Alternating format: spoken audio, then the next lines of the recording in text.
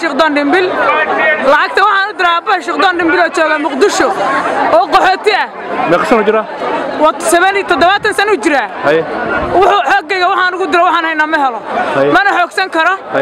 nabadna ma haysto gaaja hayso xoolana ma leh gobolada dhixu ka soo guuray asagoo qaxooti oo yimid halkaasaan waxaan ku yiraahdaa asaga iyo wixii family ilaa 40 qof uu hayo waxna awoow u yahay waxna la dhasheen uu ku hayaa waxaan u diraa waxaan haynaa ma helo maxaa sameyn karaa marka xawilada hadii la xiro Soomaalidu haday bank furan lahayn tan kuma dhacdeen haday dagaal ridin lahayn tan kuma dhacdeen marka waxaan ka codsanayaa dawladda Mareykanka ayagoo markan u foodgareynayo guriga inta igu soo garaacay dhahay noo foodgarey hadii codkaygu soconayo oo anagoo citizen oo Soomaaliya codkanagu soconayo waxaan doonaynaa inay codkanaga socodsiiyaan dadkanaga gaajaysan wax loo diro I mean, when we talked to the Sunrise Bank, they agreed to delay the decision like 2 weeks, which is due to expire, but they gave us the waiver, I mean the delay, the extra time at a time when everybody's away for their holiday. And so we need more time. This is an urgent situation. And see, here's the thing, you know, in the United States, the government can't go to a bank and say, you have to do this or you have to do that. But what they can do is to try to say, look, if you provide this service, we give you a waiver to not be prosecuted. See, this bank, after the Amin Ali conviction in Rochester, the bank got afraid that maybe somebody would use them to do an illegal transaction. And because of their fear, they decided to discontinue this service. Okay. So, but it was no government said to them, you have to do this, you have to do that. We need a bank to step up and do it. But I think that what we really need is a Somali-owned bank. I'm looking for, I think the like Somali-owned community bank? Yes. Okay. Well, see, here's the thing. At the end of the day, the Sunrise Bank has not been threatened with any government action. They're coming to this conclusion out of fear. So, truth be told, they don't, I mean, to be honest, they don't really need a waiver. That's the long-term solution, but the short-term solution is a waiver for Sunrise Bank. You understand? Long-term, short-term. I've been working on this issue every single day. I've called every single agency. I've worked with the bank, and I've told them, look, you know, I've assured them that they're not going to be prosecuted as long as they don't knowingly do a illegal transaction. And but at the end of the day, it's up to the bank, you know. At the end of the day, it's the bank's decision, and you know, that's the way it is. So we're trying to get them to do the right thing, and so we've been trying to organize people to get to the right answer. Bismillah ar-Rahman ar-Rahim. Alhamdulillah. Sallallahu ala nabina Muhammad wa alihi wa sahbihi wa sallam ajma'in. Waxaan leeyahay dadka Soomaaliyeed ee muslimiinta ah arrimaha xawaalada oo dhibkeedu hadda taagan yahay runtii waa arrin aad iyo aad muhiim u ah waan soo qaxnay wadankii aan ka soo qaxnay arihii qaxootigan laga soo qaaday waxaan joognaa halkan dadkeena waa kala daadsan yihiin lacagaha aan shaqaynayna waxaan ku badbaadinaynaa oo ugu dirayna dadkii wadankii joogay oo aad u dhibaataysan oo dagaal sokayo uu ka socdo iyagii islaaynayo marka waxaan u baahanahay marka ugu horeysa dadka Soomaalida ee dibadaha joogo wadamada gaar ahaan jooga Yurub iyo Mareykanka iyo Australia meel kasta joogaan inay ilaaliyaan qaanuunka wadankaas oo aynan wax dadka sabab u noqdo in laga joojiyo lacagaha ay dirayaan inuusan sameeynin oo intaas dad uusan dhib soo gaarsiin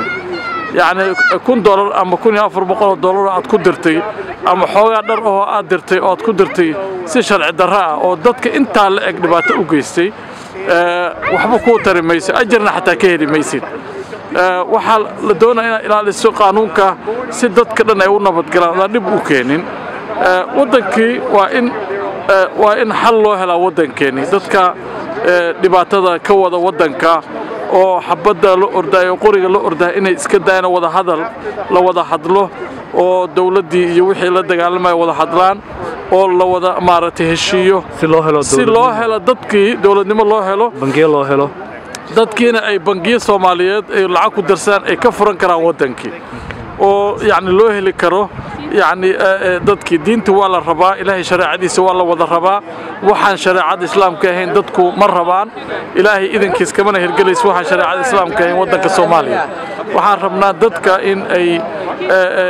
midoobaan wadankiina laga shaqeeyo sidoo uu noqon lahaa wadan jira meel walba kuma daadsanaan karno meel kasta kuma noqon karno dad maaragtay qaxooti ah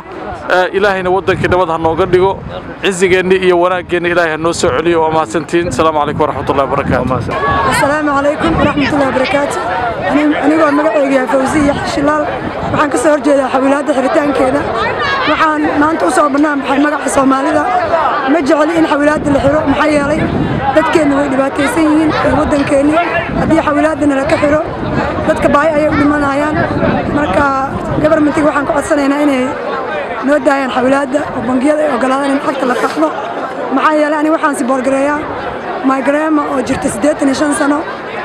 oo haddii aanan u dirin lacagta wax daawo ma helayso cunana ma helayso sidaas darteed waxaan codsanayaa inaan xawilaadda la xirinin oo bangiyada ay noo ogolaadaan thank you so much bismillaahi raxmaani raxiim magacayga waa Shariif Salaad Farax ama Shariif Mooge waxaan ahay dadweynaha Soomaaliyeed ee ku noolaa last 70 years Minneapolis Minnesota xawaalada ma ka shaqeysaa waxaan ka shaqeeyaa xawaalada Dahabshiil qaybteeda Cedar koob iyo 10 sanadood gorma ugu dambeysay marka xawaalada shalay baa ugu dambeysay qamiisayn hadda maanta wax xawaalada ka dirsan jiraan maanta ma jiraan shalay ma jirin maalmihii ugu dambeeyay dad badan ma xawaalada diray maalmihii ugu dambeeyay waxay ahayd habeenkii Arbacada waxa xiray xafiiskayga 10 habeenimo si aan dadka u caawiyo oo maadaama maanta kaliya ay noogu ekeyd ilaa 10 baan gaarsiin magacayga waxa la barno maxaa meesha u joogtaa maanta waxaan meesha u joogaa maanta waxaa nalaga xiray xawaaladihii ilmaha aan wax ugu dirsan jirnay caruurtayada waxay joogtaa Kenya joogaan Ethiopia joogaan meel walba joogaan marka sidaa darteeda waxay ku jiraan guryo kira ay ku jiraan wax ay maanta ay haystaan male berina hadaan waxba loo dirin guriyii baa laga saaranayaa taa okay hadii xawaalada la joojiyo marka hadii guri kira ma baxsan karaan wixii guriga ka baxsan yahay waxay cuni lahayd hadii laga joojiyo ilmaha banaanka ku dhaceen baahi aan lahaynayso anigu marka kaliya inaan nolol waxba ay ma tarayso waan diraa xawaalad bil walba caruurtaydii iyo waan u diraa dadkii eelka ay ahaa meel kastoo Soomaaliya laakiin magaalo oo gooniya ciyaalkaaga joogan burco buuhoodle laascaano hadii laga joojiyo xawaalada ma laha hoob waxa way leeyeen ma jiraan xawaalada family-gayga baa Soomaaliya ku nool waalidiintayda hadda uga soo tagay aabahay caruurtu dhalay everybody intee joogan Soomaaliya Muqdisho ceelasha biyaha okay marka maanta hadii laga jaro lacagta what is going to be the benefit for us working here and not like sending our parents to money so we have to send our parents like lacagna odirna waa rabkana in order for them to live in the camps and they can't survive without our money magacaygu waa Axmed Maxamed Cigaale US citizen oo Minnesota degananahay arinta xawaaladu waa arin aad iyo aad ii taabanaysa because waxaan shaqeeyaa 16 saac ilaa 14 saac lacagta aan shaqeeyana waxaan ugu talagalay inaan wixii nafsadayda iyo ilmahayga ka soo haro aan u diro hooyaday ayeeyaday walaalahay oo ku nool Soomaaliya arintan hadii ay la istoogaray oo la joojiyo ma hayo dariiq kale oo aan reerkaygu ugu gudbiyo lacag sidaas darteed waxaan diyaar u ahay in aan taagnaado qabowgan intii laga helayo xal war maantii waxa la yiraahdaa saarsiya ay xawaaladaha Soomaaliya ma u dirtaa xawaaladaha Soomaaliya dhibaato ummadda Soomaaliyeed ka haysta meel kasta joogto waayo reerka maanta qaxootiga noqday $100 iyo $50 ba ummadda Soomaalidu dirtaa bacdaaba ay 50 ka iyo 100 ka diraan maanta hadii la cuno qabatay waxaan u arkayaa arrin aad u foolxun marka ummadda Soomaaliyeed hadii ay isku duubnaadaan jaho bay heli doontaa taladana Ilaahay baa haya Maxamed Ibrahim ka cabanaya xidhista xawaaladaha dadka masaakiinta ee abaaruhu waxyaaleeyeen lacagta uga diri jiray amal waxaan ka codsanayaa dawladda sharafta leh aan ku noolahay inay noo ogolaato dadka iyaga masaakiinta wuxuu diray inaanu sidii ugu dirro baanu ka codsanaynaa dawladda sharaftana la noolahay marka caruuraha baqtiyaya inaanu u dirro kuwa cayilada ah nala ah kuwa aanu dhalay asad maxaa intuu maanta niyo waxyaalaha ugu weyn oo muhiimsan intuu imaana ayaa waxay tahay xawaaladaha Soomaalida ayaa la wada xiraaya dibku weyn oo imaana waa dibkaas adiga lacag ma dirtaa aniga lacag waa diraa intee u dirtaa Soomaaliya u diraa family-ga u diraa bil kasta bila diraa okay hadii laga joojiyo reerkii waxa way xaaladooda waa iska xaalad xun noqonaysa marka waxa muhiim ah xawaalad in la furo anaga reerka lacag u dirno carruurtayda joogto shaqada dadka baahan waxay u dira dadka familkaaga u dira walaalahay labaatan saddex fadlan weyn intee joogaan marka Soomaaliya Kenya haddii xawaalada la joojiyo waxa ku dhacaya marka xootii ay joogaan haddii xawaalada una baahi ku dhacay saddex soo qaynaya okay marka taas waxaan rabnaa inay dawladda ka aragto أنا waxaan soo jeedin lahaa odayaashana u sheegay daayina ku sheegay the main issue bangiga ay leeyihiin waxaan u baahanay legal macna inaan loo qabsanin haddii qof intuu lacag ku diro ay lacagtaas u gasho gacan oo macnaha shabaabka ama wixii la mid ah that's the main concern Soma marka dawladda inay tiraahdo waay haddii arrinta noocaas oo kala dhacdo anaga idin ma raacanayno so long as aad leedihiin nidaam ogolaanaya inay wax noocaas oo kala dhicin that's the main issue mugta ay gaas marka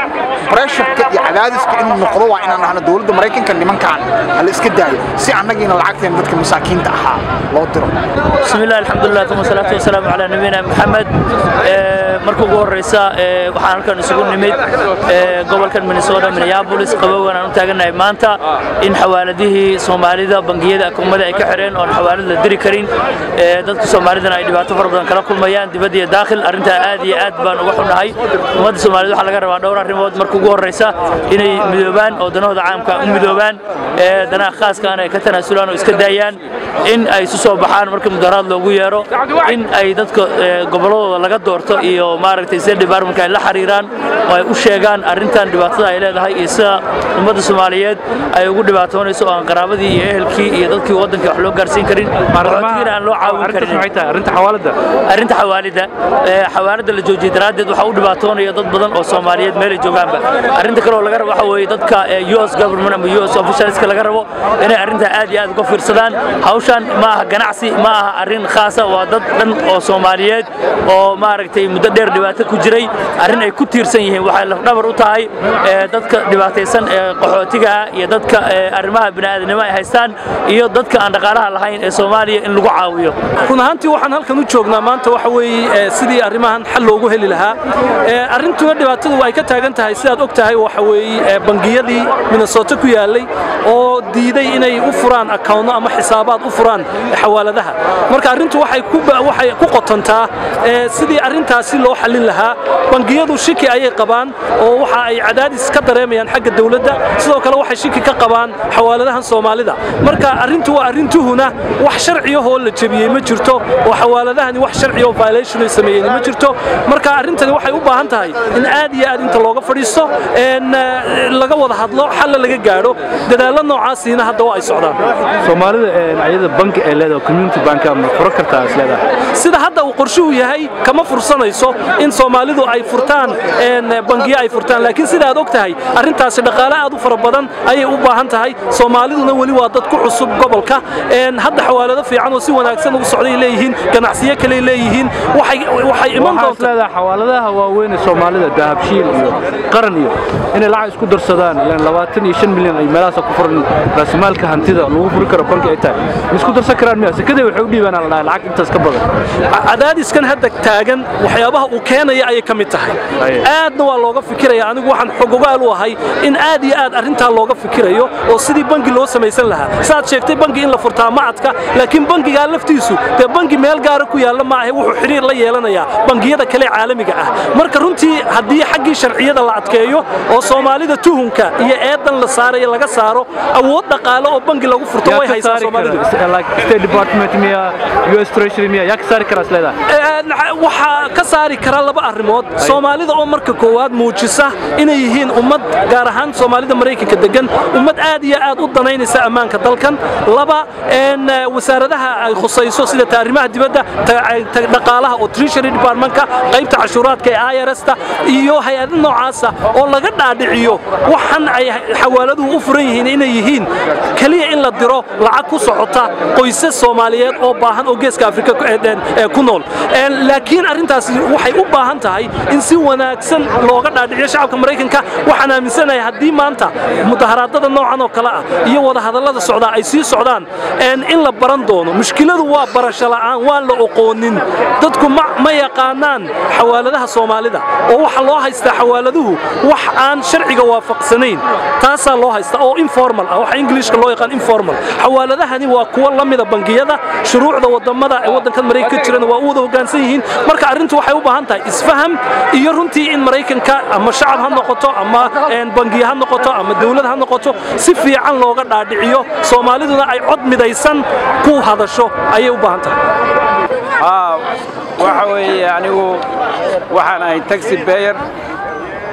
last 10 years waxaan ku noolaa Minnesota waxaan maaragtay lacag u diraa hooyaday oo joogta Soomaaliya intee ka joogtaa Soomaaliya gaalkacay joogtaa caruurtaydii waxay ku noolaayeen Yemen hadda waxay ku nool yihiin meesha la yiraahdo Soomaaliya Qardho waxa waaye biilkii hadda bishaan hadda biilkeedu waa laga rabaa iskuulkii iyo guriga kiradiisii iyo kulli wixii oo dhan ma haystaan maanta waxaan tagay xawaaladii ayadoo xiran marka ilaa haddana maartay wax ay maartay biil ay haystaan ma jiro aad baan ugu xumahay goorma ugu dambeysay lacag u dirtid waxa ugu dambeysay bishii horeeto bishii hore 30keedii ugu dambeysay okay meeqa amal dirtaa marka bishii waxaan u diraa hooyaday 200 ilmahana waxaan u diraa 350 okay lacagta haday ka joogsato marka lacagta haday ka joogsato waxa waaye degan starf macnaha waa aad bay maarta ugu dhib mudanayaan wax kale oo caawinaya ma jiro marka halka muxuu yahay halku wuxuu yahay dawladda Mareykanka waxa ka codsanaynaa iyo elected officials inay maartay inay si degdeg tallaabo degdeg u qaadaan oo maartay bangiga Franklin iyo bangiyada kale oo la midka inay u ogolaadaan inay maartay ay wax la yiraahdo macnaha ay Soomaalida maartay iyo xawaaladaha u ogolaadaan si lacagta Soomaalida u gaarsiiyaan iyo dadka dhibaataysan